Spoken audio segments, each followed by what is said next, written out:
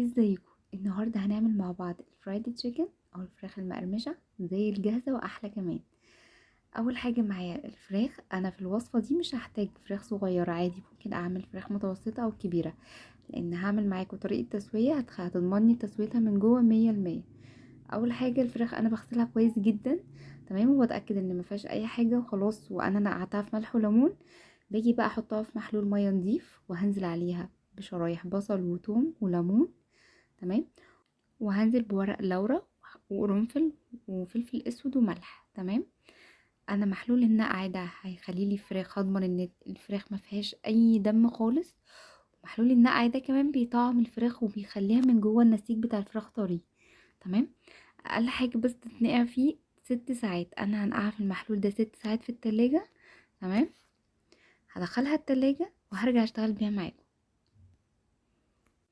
انا بعد ما قعدت معايا في التلاجة 6 ساعات هطلعها واصفيها من المحلول دوت، تمام. انا مش هعمل فيها اي خطوات تانية، هطلعها واصفيها بس، وهنبتدي نشتغل بيها على طول فيها على طول. وهنبتدي نجهز مع بعض الكفر بقى. هنا انا معايا دوت لبن رايب. طيب انا بديل لبن رايب ايه؟ ممكن انزل بعلبتين زبادي او مج لبن كبير وعليه معلقتين خل، هيروب معايا ويعمل زي الزبادي. هنزل بقى بالتوابل دي في اللبن الرايب.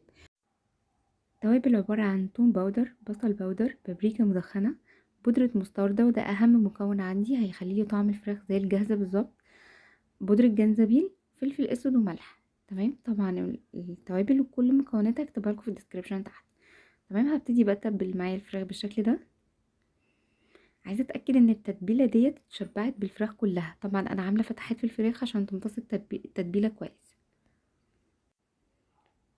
وبعد ما بنزل بالفراخ في التتبيلة اللي احنا عملناها دي، لازم تقعد معايا في التلاجة ليلة كاملة، يفضل ليلة كاملة. ممكن اعملها من بالليل واشتغل فيها تاني يوم.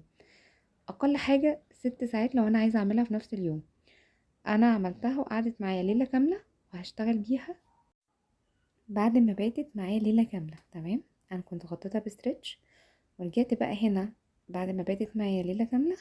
جبت معايا كيس حراري وابتديت انزل بالفراخ معايا في الكيس الحراري ده، وهجهز حلة على النار، هحط فيها ربعها مية وهسيبها تغلي معايا، تمام.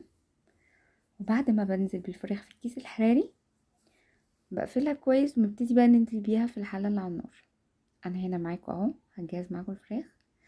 انا هنا خلاص خلصت كمية الفراخ وببتدي اقفلها في الكيس الحراري. انا يا جماعة الشرايط كانت ضاعت عندي فاتصرفت وقفلتها، تمام. اهو انا حلة مليت ربعها مية، واول ما بتسخن هي كانت داخلة على غليان، ببتدي انزل بقى بالفراخ معايا وهغطيها واسيبها على نار متوسطة. انا سبتها لمدة 25 دقيقة بالظبط. لو الفراخ بتاعتي اقل من 2 كيلو هسيبها على 20 دقيقة فقط، تمام. انا بقى هنا هنجهز الكفر معايا الخارجي. انا نزلت هنا بكوبايتين دقيق عليهم نص كوباية نشا، ونزلت بنفس التوابل اللي انا تبلت بيها الفراخ، تمام. انا هنا الفراخ هنا كانت هديت، انا فكيتها من الكيس الحراري وهديت خالص وابتديت اشتغل بيها، تمام. هبتدي اول حاجه هنزل بقيه التتبيل بتاع الفراخ اللي انا كنت متبلاها فيه الاول، بنزل فيه، وبعد كده برجع بيها في الدقيق وهبدرها معاك كويس بالدقيق. وهاجي بقى اجيب بوله تانية معاها فيها ميه عاديه خالص، وهنزل بالفراخ بالظبط 3 ثواني، يعني يا دوبك اول ما تنزل بس الميه تلمسها هرجع بيها تاني على الدقيق، وابتدي ابدرها كويس جدا، تمام. لازم كده اقعد ادق في الفراخ وانا ببدرها بالشكل ده عشان تعمل معايا الشكل الكريسبي اللي من بره، تمام.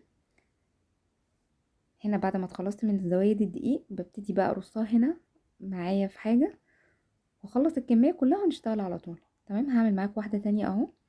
ادي اهو ده بقيه التتبيل بتاع الفراخ، نزلت بالفراخ فيها ورجعت على الدقيق تاني، هبدرها كويس جدا. وهنيجي برضو في الميه،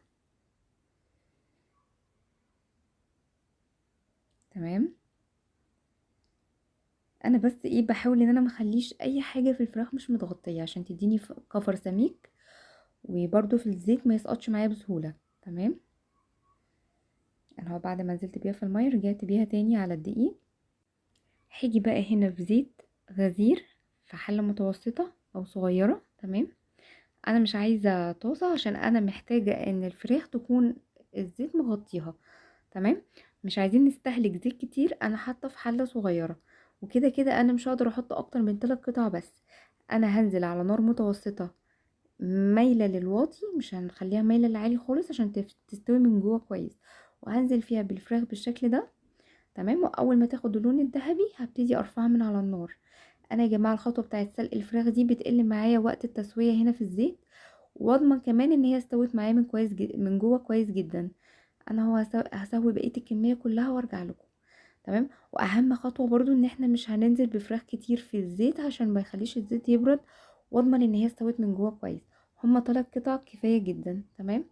انا هنا اهو شكلها بعد ما استوت معايا كانت جميله جدا من جوه وكريسبي وتحفه من بره. جربوا طريقتي وهتعجبكم ان شاء الله.